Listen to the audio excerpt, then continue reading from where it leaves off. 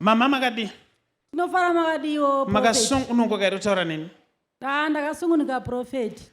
Panda ndichiprofita maya vanyaya mwana. Pane something chandaconnecta towards you. Ndosaka ndakusimudzai. Ndakakutarisai kudai. Can we say kuti pa chest penyapa mazama ya ari normal? Chichi chandiri kuona chisiri mazamu. Pane machira ndakaisa pa mazamu angu. Makaisire? Kuti aipinde mukaka uri kubuda, unongogara chingobuda usingamiri. Endaipa setup. Kana mchigona kubvisa muri pamberi pavanhu ngobvisai machira iwayo.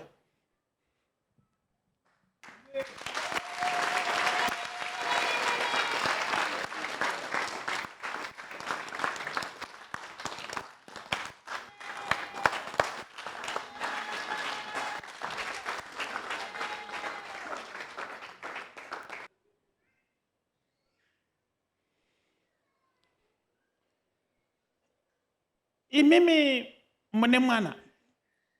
Ndine mwana. Mwana wenyu akura sei? Akaberekwa rini? Mwana wangu akaberekwa 2012 musi wa 14 April. April? Yes, prophet. Saka mwana uyu pamakamuzvara ndo pamakabva mangobuda mukaka unozobvira wapera kubuda? Pandakazvara mwana wangu gore ra 2012 ndo pakaramba pachingobuda mukaka, asi mwana wangu watokura.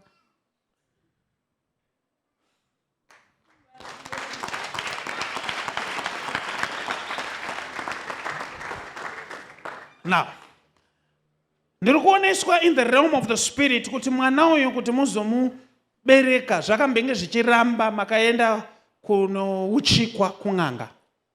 Amen, prophet. Ndakauchikwa nokuti zvanga zvakutonetsa mumba mangu zvokushaya mwana. But mauchikwa kudaro n'anga iyi makaibhadhara? Yakati chi? Yakati kana zvaita munozodzoka mobhadhara. Ndibva maregedza zvei?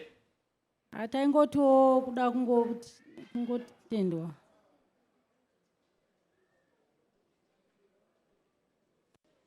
Panongwa tsono apa.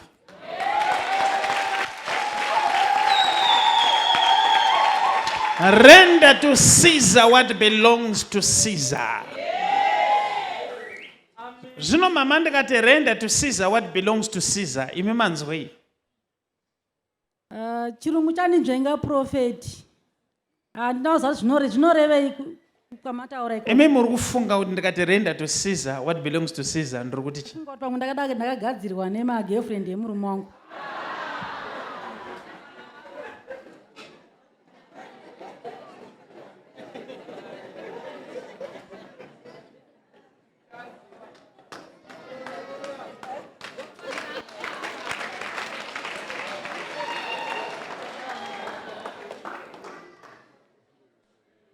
Zviri kungoreva kuti mune zvamakanga mawirirana nemunhu akakuuchikai, munhu yaana kuti bhadharai akati munozongotendawo. Saka imimi makanga mafunga kuti sezvo zvanzi kutenda zvinongoreva kuti zvatodaro.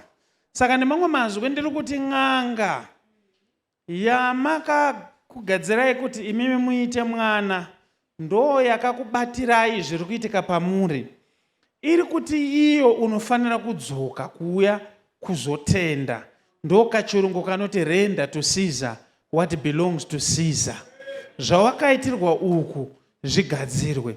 But zvisinei inini ndine chinhu chandisina kufarira. Ndo pandotaurira vanhu kuti inini ndinobhilivha kuti munhu anokuti kuti ndikuitire zvakati ndipe mari yakati, ndinoona kunge ari beta pane munhu anoti wozongotenda. I will tell you my reasoning.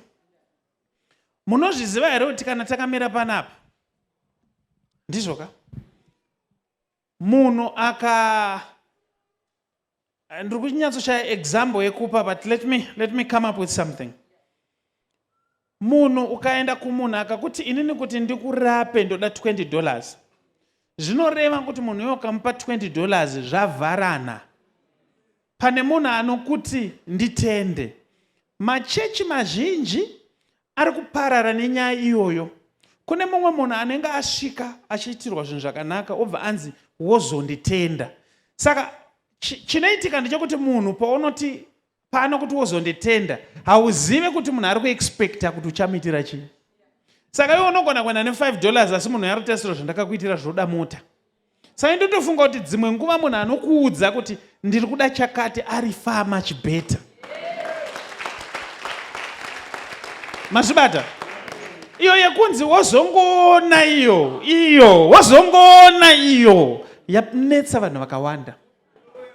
But nekuti vang'anga ava vaburitsa munhu mukaka for a very long time, inini ndakuti ini Fred ndakuti vang'anga musisina sendera muchawana.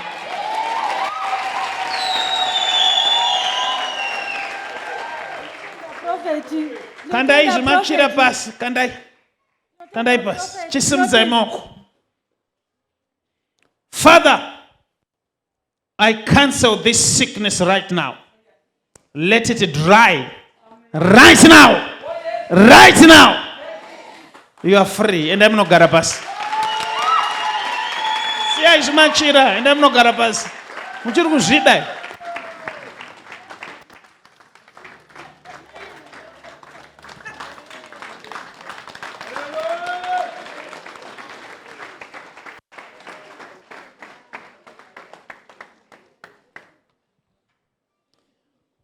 Mukaenda kune dzimwe chechi munhu anoti handibhadharisi, asi wega untozoona ndabhadhara. Bozo uchisvika ipapo unonzi pari kuda mukaka, mazai, masamba, kreti 10 liters, huku. Paunobva ipapo ndo paunotozoona kuti vana vepo vanotodya nemazai. Saka munhu anokutaurira hake kuti ndoda chakati, ichoice yako kuti ndoda kana kuti handidi. Ndosaka muchiona madoctors hakunyanyoita problem kunana chiremba. Consultation fee yake yakati $5, akati $15. Wabva ipapo ukanyorerwa zvoro kwenda unotenga zviri pachena. Let it be clear kuti zvekuzonzi parida zai reostrich woti ndorowana kupi ronzoda kuhaiwa kwaunohaya ndekupi. Wonzi parida mvura yemumango. Mango munoiziva here? Imvura inoti panenge paine muti une kaburi like. Saka mvura paino nayo inenge ichipinda ipapo. So ukanzi ndoda mvura yepamango, iwo mango yaunoziva panyika pano ndeipi.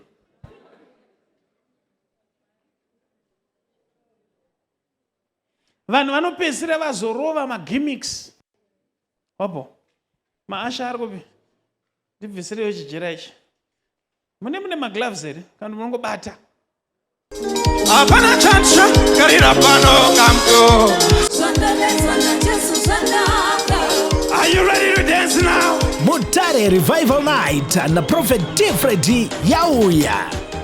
Goodness and Mercy Ministries inokudzirai Mutare Revival Night musiwe Friday 27 March 2026 pa Queen's Hall padhuze ne Civic Center Mutare CBD. Mukana wama 1-on-1 nemunhu wa Mwari unenge uripo. Tifonerei pa 0778 059 270 0778 059 270 kana kutibata pa WhatsApp 0786 318 886 0786 318 886. Goodness and Mercy Ministries, the home of prophecy, deliverance, word and prayer.